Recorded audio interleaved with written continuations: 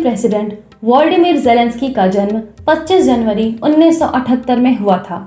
एक यूक्रेनी राजनीतिज्ञ और पूर्व अभिनेता और हास्य अभिनेता हैं।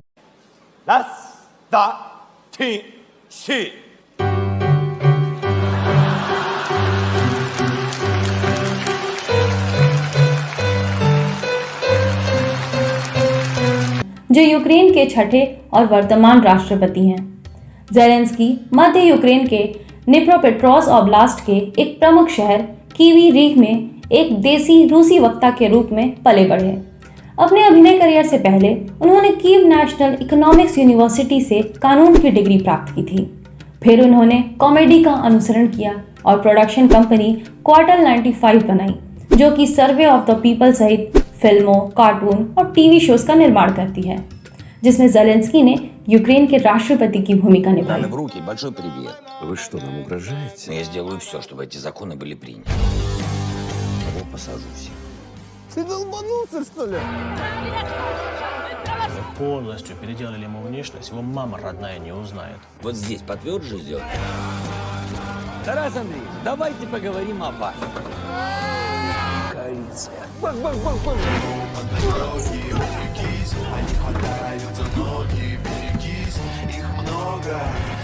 Даже не думайте.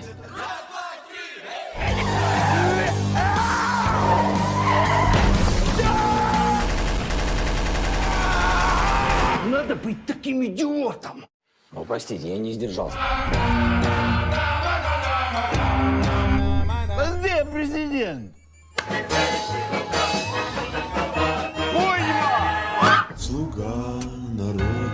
जो 2015 से 2019 तक प्रसारित हुई और बेहद लोकप्रिय थी।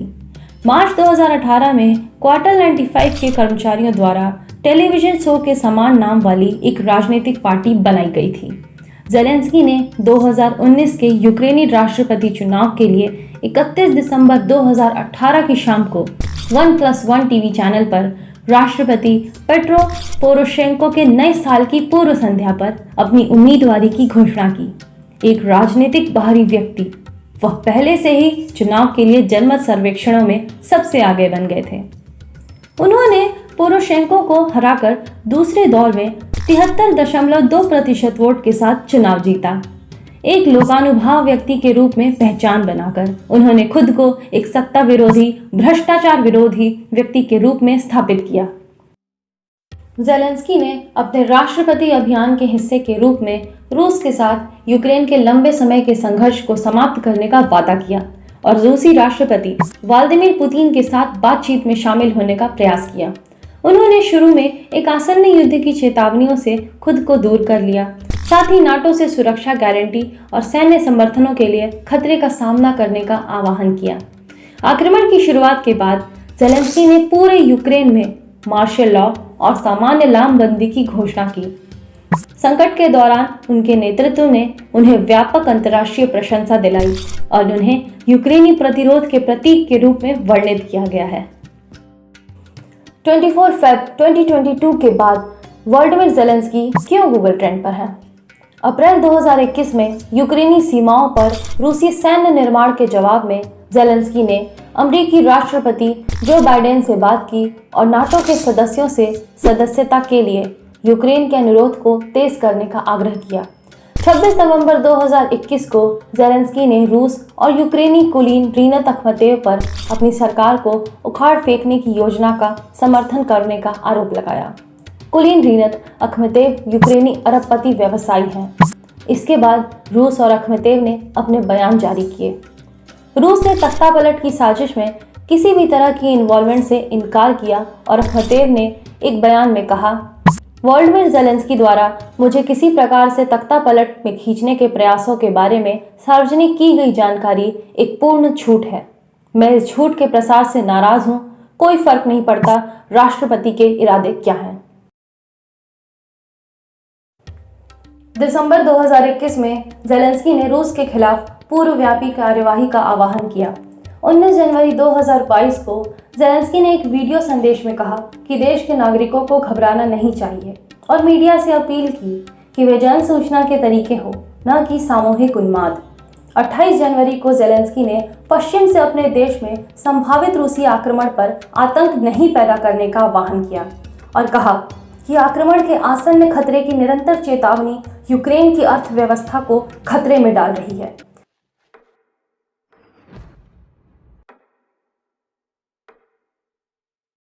फरवरी को जैसे ही यूक्रेन पर रूसी आक्रमण की चिंताएं बढ़ी, ज़ेलेंस्की ने एक सुरक्षा मंच को चेतावनी दी कि पश्चिमी देशों को मॉस्को के प्रति अपने तुष्टीकरण के रवैये को छोड़ देना चाहिए। यूक्रेन को दुनिया के तीसरे सबसे बड़े परमाणु एर्मोर्नी को छोड़ने के बदले सुरक्षा का आश्वासन दिया गया है।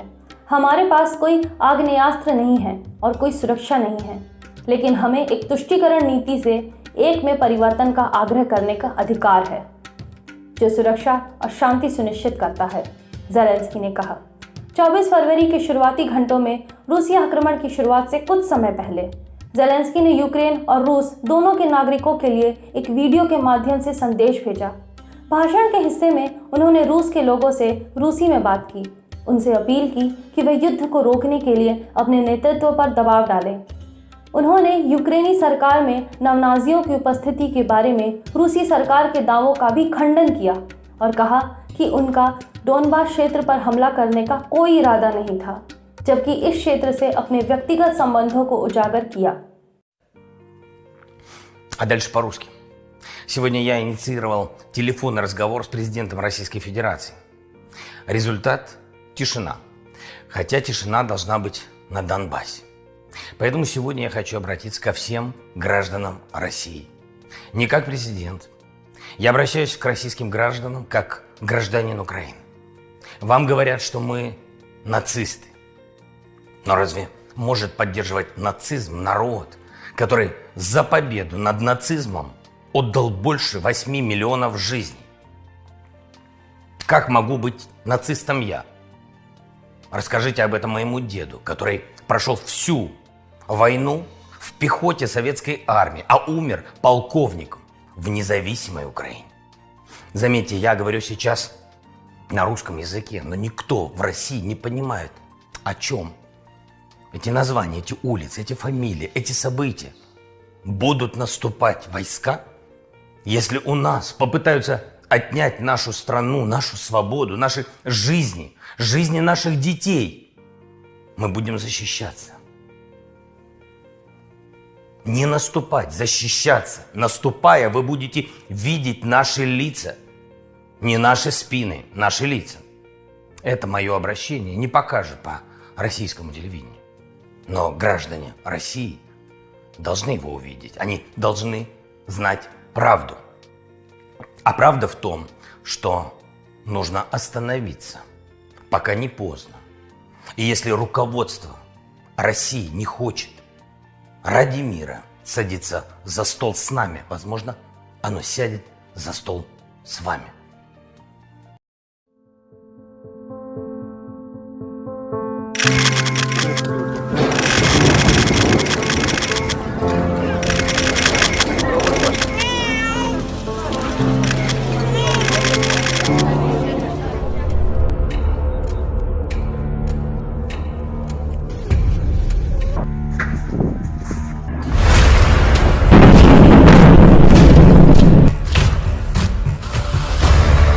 Владимир Путин. Обращаются к вам дети Украины. Отзовите свои वойска. यूक्रेन पर रूस का आक्रमण। 24 फरवरी की सुबह पुतिन ने घोषणा की कि रूस डोनबास में एक विशेष सैन्य अभियान शुरू कर रहा है। रूसी मिसाइलों ने यूक्रेन में कई सैन्य ठिकानों पर हमला किया और ज़ेलेंस्की ने मार्शल लॉ की घोषणा की। ज़ेलेंस्की ने यह भी घोषणा की कि रूस के साथ राजनयिक संबंध तत्काल प्रभाव से समाप्त किए जा रहे हैं। बाद में दिन में उन्होंने सामान्य लामबंदी की घोषणा की। 25 फरवरी को ज़ेलेंस्की ने कहा कि रूस के इस दावे के बावजूद कि वह केवल सैन्य स्थलों को निशाना बना रहा है, नागरिक स्थलों को भी निशाना बनाया जा रहा है। वे राज्य के प्रमुख को नष्ट करके यूक्रेन को राजनीतिक रूप से नष्ट करना चाहते हैं, ज़ेलेंस्की ने कहा।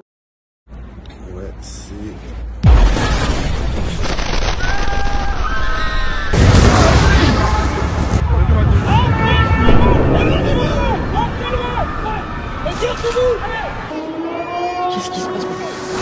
Oh merde. Oh mon Dieu. Dieu. Viens voir, viens voir.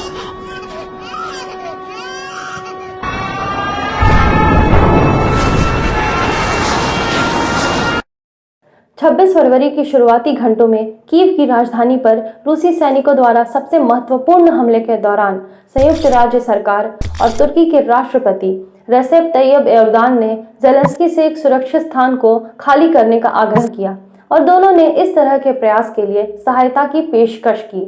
Zelensky ने दोनों प्रस्तावों को ठुकरा दिया और अपने रक्षा बलों के साथ कीव में रहने का विकल्प चुना, यह कहते हुए कि लड़ाई यहाँ है, कीव में, मुझे गोला बारूद चाहिए, सवारी नहीं।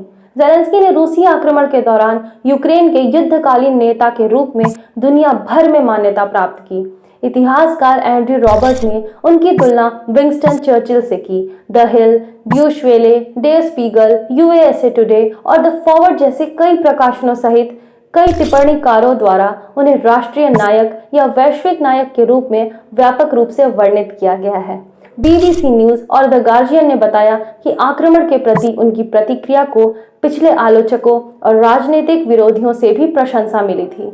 यह कहानी एक कॉमेडियन से नेता बने वोल्डमिर ज़ेलेंस्की की है।